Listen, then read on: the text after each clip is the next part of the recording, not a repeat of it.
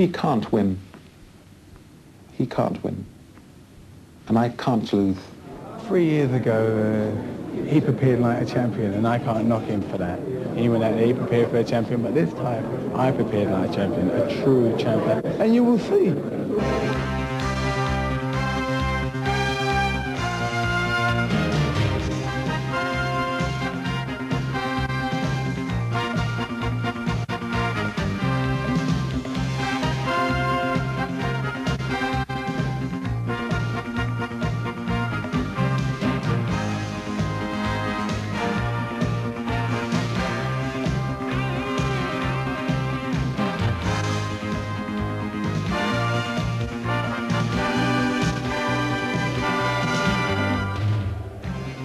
Welcome to Old Trafford. It's been a beautiful autumn day here in Manchester, and now it's clear, dry and cool for Nigel Benn and Chris Eubank on their Judgment Day. The pictures from the dressing room. Nigel Benn in the referee's room, in fact, just below me, with his trainer, Jimmy Tibbs. And meantime, in the Manchester United home dressing room, Chris Eubank, unbeaten, tapes up and prepares to go to work. Good evening to you all. We waited nearly 3 years for this fight, and now the talking is just about over and it's right around the corner. It's very hard for me really to put across the atmosphere we have here at Old Trafford tonight. It is absolutely exceptional. Over 40,000 people inside the stadium. They paid over £2 million for the privilege of being here on a great sporting night. This time last night in Manchester, it was pouring. We had thunder, we had lightning, we had the lot. Tonight, it's cool and it's very clear, around about 50 degrees the temperature out there. Tremendous sporting occasion. I'm delighted to have some heavyweight assistants up here in the studio as well with Lennox Lewis. Lennox, welcome.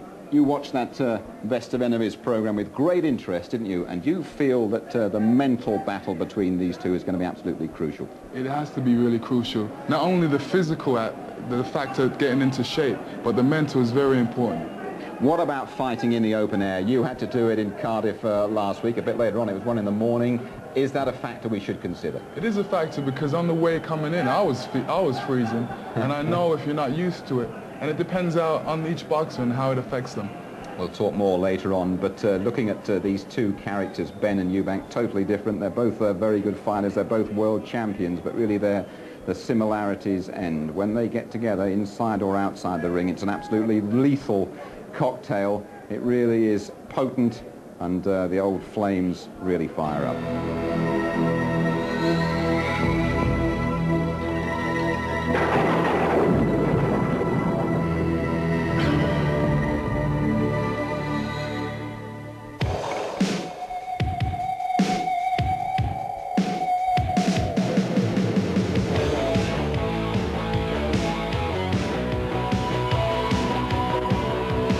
There's so much scum in boxing, or so to say, but that's the way you got to be. You got to be, it's like dog eat dog. You can't be being Mr. Nice Guy in boxing. If you're going to dislike me for the right reasons. And there are no right reasons for disliking Chris Eubank as far as I'm concerned. I'm quite a good guy.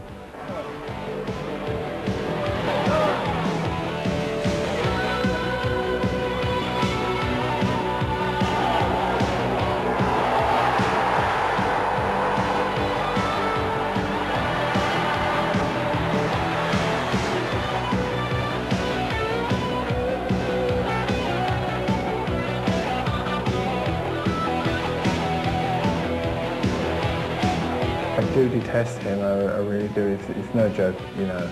I can't stand him. Nigel, you're not the man you've portrayed yourself to be. I've always said you were a fraud. But I don't mean to be impolite.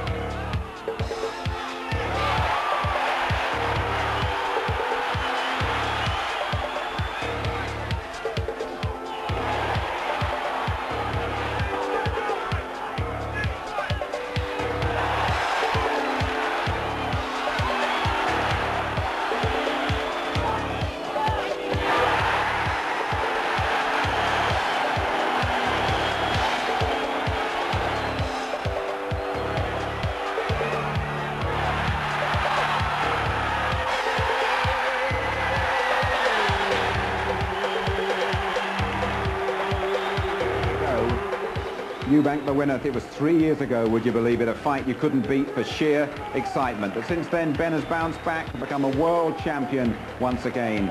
And now he's got his arch rival in his sights once more, and revenge is on his mind. That really was a chilling and a very, very hurtful fight. Lennox, the sort of fight that pros don't want too often in their career. Definitely not, because when you look back at a fight, you say, wow, did I take all those punches? And you realize how stressful it was and everything else surrounding that. You were at ringside that night. I bet the hairs were standing up on the back of your neck like they were with everybody else. Bearing that in mind, what's happened there, 3 years on, who do you fancy now? Well, I would like Ben to win because he's from London. But Eubank ultimately has the style to beat him, plus he's beaten him already. So it really depends on each one's preparation, who really wants it the most. But you're going for Ben the outsider? Yeah. Okay. Let's see what the thinking is down at ringside, and our man down there covering all the action at ringside on this very big night is Gary Newman. Yes, Jim, and a lot of big boxing names down here, but pride of place to Frank Bruno. Now you've gone for world title 3 times, you've been stopped. So the big question now, you've had a week to chill out. Are you going to carry on, or are you going to retire? I'm not too sure, Gary. I'm going to chill out a little bit more. You must have thought about it. You can't make it over in a week's time, and I've been boxing about 11 years now. You're going to finish boxing in a week. So I'll let you know exclusively a couple of months' time, son. Your secret is safe with me, you know. After Christmas. Okay. Now, don't sit on the fence now. Is it Eubank or Ben? It's got to be one of them, and why? It's got to be Ben early or Eubanks later on, because Nigel's a very, very dangerous guy earlier on, and Eubanks is a slippery, good boxer, you know what I mean, and he's like a fox, you know, so I've got to go for Ben early or Eubanks later on. Barry McGuigan, who are you going for and why? Well, I'll tell you what, I originally thought if they could stick to their tactics that it would be either Ben in the early rounds or Eubanks in the late rounds like Frank. I think tactics are going to go out the window. Too much pride at stake, 40,000 people here. It's got to be Eubank, and it's got to be 6 or 7 rounds. He's got a better chin. I'm saying 6 or 7 rounds Eubank. Right, Don King. Yes. Wonderful atmosphere here. It's a great atmosphere, Gary. This is a fantastic evening here at Trafford Stadium in Manchester. I love Manchester, and I see that Manchester has responded tremendously. And this is exclusive on ITV, and the voice of boxing, I'm talking to Gary Newborn. And I'm just delighted to say that Michael Nunn is anxious to challenge whoever the victor be tonight. But the fans will be the real winner here on ITV and right here in Trafford Stadium. Right, now, Michael Nunn, WBA super middleweight champion of the world. You meet the winner. I know you don't care who the winner's going to be, but I want to know from you who you think it's going to be. Well, like I said before, I don't know who's going to win. The best man's going to win. I'm just looking forward to fighting him, and I like to say hello to everybody here in the UK. I mean, they've been great. I'm just looking forward to coming here to fight in front of these great fans. Do you think if Eubank wins, he'll go through with this and meet you? Well, I hope he does. You know, I hope Don can get a signed agreement stating that he's going to fight me. And I mean, that's what boxing's all about, the best fighting the best. And let's put it together and let's do this. Okay, Michael, let's go to John McCrick about the betting. Now, first of all, John, there must have been good odds about the weather. We thought it was going to rain, but it's lovely here now. When outsiders turned up, no rain in Manchester, but this is Britain's biggest betting fight ever. Over £2 million is reckoned to be staked, and 3 years ago when they were betting, Ben was odds on. Now it's odds on Eubank. 15-8 on, they're saying Eubank. Earol 6-4 against Ben. Double carpet 33-1 against the draw. But if you reckon the Dark Destroyer is going to flatten Eubank in the first round, 50-1 you can get. But if the Simply the Best is going to prove it once again in the 9th, it's a 40-1 chance. It's odds against the fight going the distance if it does. 7-2 Eubank to win on point, 6-1 Ben. But now Judgment Day's turn into Judgment Night. If you've had a bet, you're in the ring. You're ducking, you're weaving, you're punching the blows, blow by blow, punch for punch. And I can tell you one thing, it's not just the fighters who are going to suffer in there tonight. Well, what about that? John McCrick, Jim, or Don King? What a double act. This is fantastic. Yeah, that is some match going on down there. Of course, every day's fancy dress day for John McCrick, isn't it? But